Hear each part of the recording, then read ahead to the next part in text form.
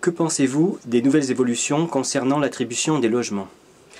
Alors, l'esprit de l'évolution de la réforme des attributions de logements, c'est plus de simplicité, plus de transparence et une meilleure information vis-à-vis du demandeur. Car aujourd'hui, concrètement, pour le demandeur en général, le système d'attribution, c'est une grosse boîte noire. Et pour les agents de l'État qui demandent un logement et les travailleurs sociaux qui les accompagnent, c'est aussi une grosse boîte noire.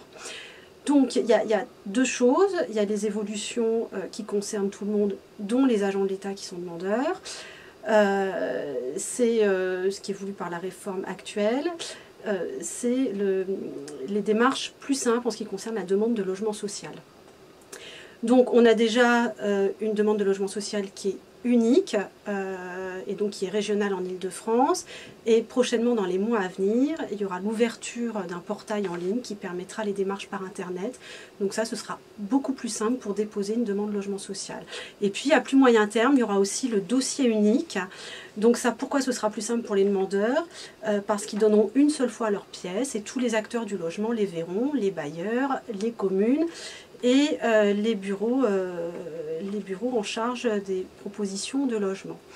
Et puis concernant plus particulièrement les demandeurs agents de l'État, ce sur quoi nous travaillons aujourd'hui avec la DGAFP et puis la SRIAS, c'est la généralisation d'une bourse au logement, donc ce qu'on appelle la location choisie.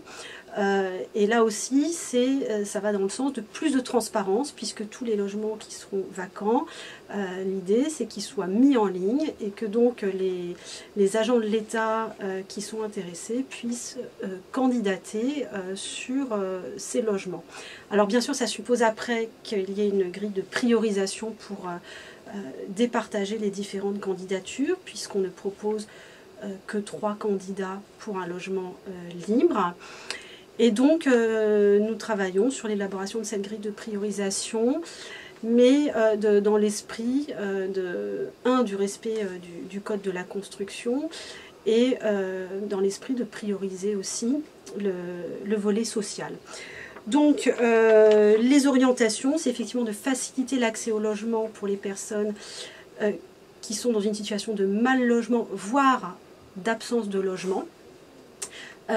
Tout d'abord, mais aussi les personnes qui sont dans des situations de mutation professionnelle, donc notamment les nouveaux arrivants en Île-de-France, mais aussi des personnes qui sont déjà en Île-de-France et dont les services font l'objet de restructuration.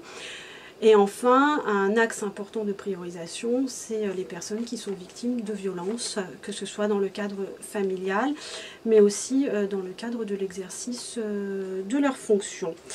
Enfin, dernier point, c'est que tout ça, à la fois les orientations donc, qui sont générales, qui concernent tous les demandeurs de logement, pas seulement les fonctionnaires, mais aussi les orientations que nous souhaitons prendre pour l'accès au logement social interministériel, c'est dans un souci d'équité.